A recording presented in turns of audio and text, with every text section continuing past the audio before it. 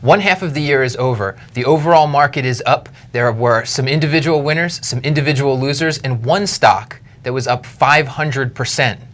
You're in the right place, folks, because this is where the money is. David, the half the year's over. The S&P 500 is up 13%. The KBW Bank Index up 19%. Banks are winning. It's a good year for bankers. It's really just been continued optimism that's kind of crept into the space. You've seen housing market has continued to recover. Consumer spending is continuing to recover. And when I talk about the optimism, I think that's built its way into the multiples. So when we talk about bank multiples, we're often talking about price to tangible book. So I went back and looked at the 24 banks in the KBW index at January 1st. The average multiple was 1.5 times tangible book. It's now sitting at around 1.7 times tangible book. So that multiple has expanded a little bit, and you've seen that in the index being up. Right. I also looked back for some perspective 10 years ago. So June 30th, 2003. The average multiple was 3 times tangible book. So not suggesting that we should get back to those levels. Those perhaps weren't the right levels to be trading at, but just to show you that there is still some room potentially for banks to move up. Well, I think that's a good caveat with the KBW multiple shouldn't necessarily, maybe it's not the right multiple for it to be at 3 times, and that's the kind of caveat that everybody throws out there. But I think it's also a good representation of how much these valuations can swing. And banking is a cyclical business. So what ends up happening with valuations is that in the down times, the valuations go way down. In the boom times, they go way up. So when we think about investing in bank stocks, I don't think it's the right way to think about it of, hey, well, let's wait until that 3 times multiple again. But in terms of the swing, there can be a huge swing back that can make bank investors quite a lot of money. Now, when we look at the individual banks so far this year, JP Morgan up 20%, Wells Fargo up almost 21%, Citigroup up more than 21%. We've got Capital One and Bank of America kind of back of the pack. Now, Bank of America, part of that big four, they were that stock was up 11% so far this year. Capital One up about 10% so far this year, and they're sort of in that next tier, the super regionals. And I think it was interesting, you mentioned Capital One. When we talk about the multiples and how these are trading, all of the banks in the KBW index, their multiple increased so far this year, except Capital One. That was the only bank that their multiple actually declined from January 1st to the midway point of the year. I think some of that is attributed to the struggles they've had integrating ING Direct. They made that acquisition. So if they continue to make progress in that space, I think there could be opportunity with Capital One. Yep, and thinking about the gains across this sector, you mentioned optimism earlier, and I think that's kind of right, but some people might interpret optimism as glassy-eyed, starry-eyed, grasping at dreams and unicorns. What we've really seen here is that the multiples on the bank stocks have been low. And we've seen real economic progress. We've seen real housing market progress. And we've seen real progress from the banks repairing balance sheets and getting their core businesses back on track to the extent they need to be. I mean, Bank of America and Citigroup obviously needed to get back on the right track. JP Morgan and Wells Fargo are good examples of banks that just needed to continue to execute in a better environment, and I think that they've been doing that. So optimism is right, but I think the real story, the foundation that optimism is built on is real, is economic progress, is housing market progress. Now, those bank stocks, the big bank stocks, have performed well this year. Most of them have outperformed the KBW Bank Index, but in the broader financial sector, there have been some stocks that have just rocked and rolled this year. Fannie Mae and Freddie Mac easily topped that list. Fannie Mae up nearly 500%. I like that nice round number, 496% so far this year. Freddie Mac up 447% this year. The story there, obviously you've got profitability coming back to both of these. That's gotten a lot of investors very excited about the possibility that Fannie Mae and Freddie Mac will be put back on the private markets. They'll once again be able to return some of that profitability to investors. Currently, they're not able to. All that goes to the Treasury. So investors have gotten excited about that, and we've seen a lot of hedge funds in buying, in particular, the preferred shares of Fannie Mae and Freddie Mac. As you know, and as regular watchers of our show know, I'm not a fan of this, what I view as a speculation, but that's been some rockin' performance so far this year. One of your favorites, Zillow, up 104% this year. It's a double Yep. through the first half of the year. What's going on there? I'm a happy Zillow shareholder. I bet you are. We talked about the housing market. I think this is continued optimism around the housing market, and Zillow's the leading player in that online mortgage operating space. Is that what they say in their press releases? Exactly. I mean, you mentioned it's up 104%. I believe in the business in the long run, but this is a very volatile stock. I went back and looked. So far this year, of the trading days, roughly 40% of the days, the stock's been up or down 3%. So if this is a stock you're investing in, it's not necessarily one you're going to want to watch every day, because it could be up 5% one day, down 9% the next day. So I believe in the business, but it's a volatile stock. So not one that you want to invest in if you don't sleep soundly when your portfolio is bouncing around. MBIA up 75% so far this year. This is a pretty straightforward story. MBIA was almost on the brink of having to go under, basically. They had the lawsuit out. They had a lawsuit outstanding with Bank of America. They settled that lawsuit. They got a big payout from Bank of America that solved their short-term cash problems, and that sent the stock soaring. It's up 75%. Basically, just on that one day, I think. Yep, it was a huge day for MBIA, huge day for MBIA investors. And that gives investors a reason to now look forward and say, okay, with this cash infusion on a more stable financial footing, can MBIA get its core businesses back up and running? Right. Another housing market story, Genworth Financial had been destroyed thanks to the housing market and its mortgage insurance business. It's up 55% so far this year. What are we looking at there? Yeah, when we go back to the multiples, at the beginning of the year, Genworth was trading at a 75% discount to its tangible book. So now it's down to roughly a 60% discount. So still pretty cheap on a relative basis, but this is just, again, a continuing rebuilding story, trying to get back to the core business. And if they can, there might be opportunity there as well.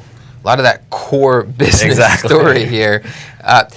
Lot of winners in the financial sector. There have been a number of significant losers as well. Through the first half of the year, as a group, the mortgage REITs have just been clobbered.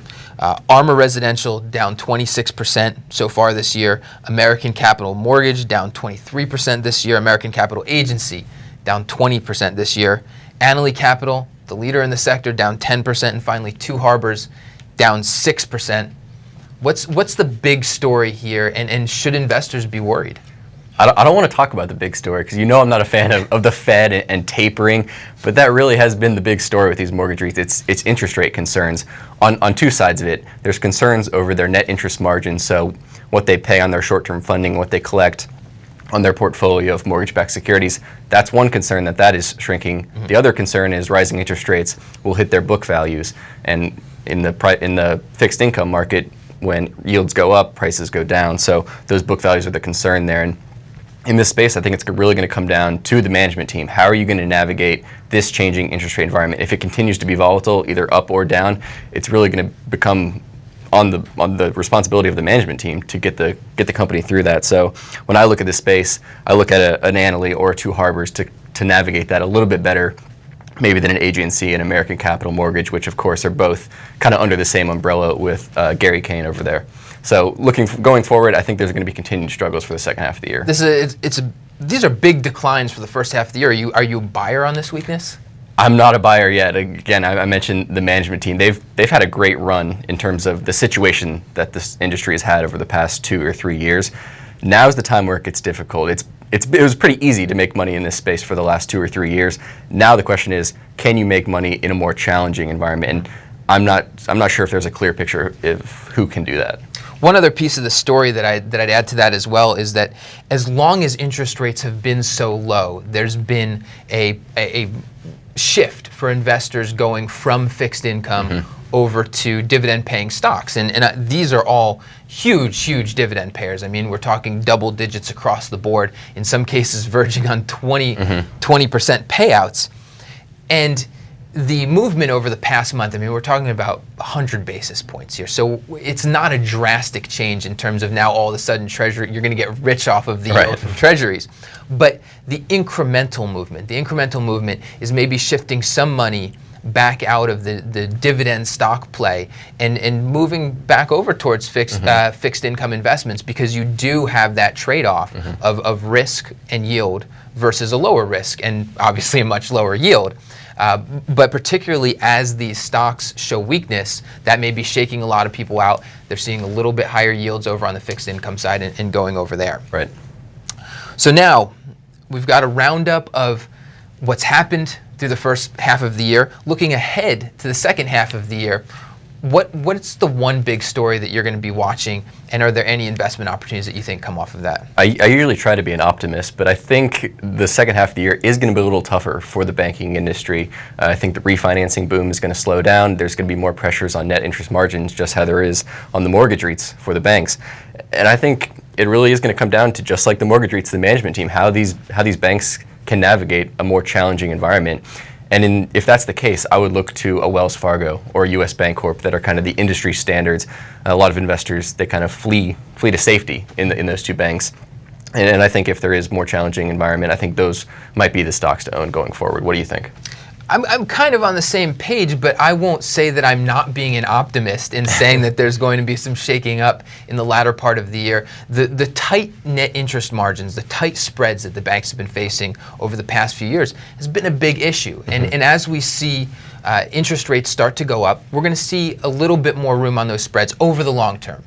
And if we listen to what the bank management teams have been saying, higher interest rates will lead to, in a lot of the cases on these big four banks, billions of dollars of additional income in terms of net interest spreads. Now, obviously, there are challenges, like you mentioned. There's the mortgage banking income. There will be weakness on the balance sheet. There will be hits to the balance sheet. But big picture, I think this is going to behoove the banks. And in generally speaking, I think a lot of the banking story is a time story. The time for banks to be able to rebuild their businesses, to refocus, and to leverage new technologies and stuff like that. So one of the big banking stories, I think, over the next 5 to 10 years is the technology story, is the use of smart ATMs, is the use of mobile banking. We see big banks like Bank of America and JP Morgan really getting on that mobile banking train. And I think, the next 6 months isn't a huge time span. But as time goes on, you're going to see the results of that use of technology.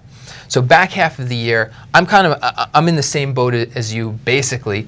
If we see some weakness, if this trouble causes some drops in stocks in general and bank stocks in particular, I'm looking for good management teams. I'm also looking for good brands and good solid operations. So when I think about a JP Morgan, for instance, to me it's a collection of world-class businesses in a lot of cases. They have a fantastic investment bank. They have a fantastic credit card business. They have a fantastic private client business. And these are the kind of things that ups and downs and fluctuations in the market, it's not going to shake the fact that they have these quality businesses. Another outside of the banking space, if the market in general sees some weakness, Markel is one of the best insurers out there, sort of modeled after Berkshire Hathaway. Tom Gaynor, the CIO over at Markel, is just, I can't say enough good things about him. This is a company that I would trust. This is a management team that I would trust implicitly.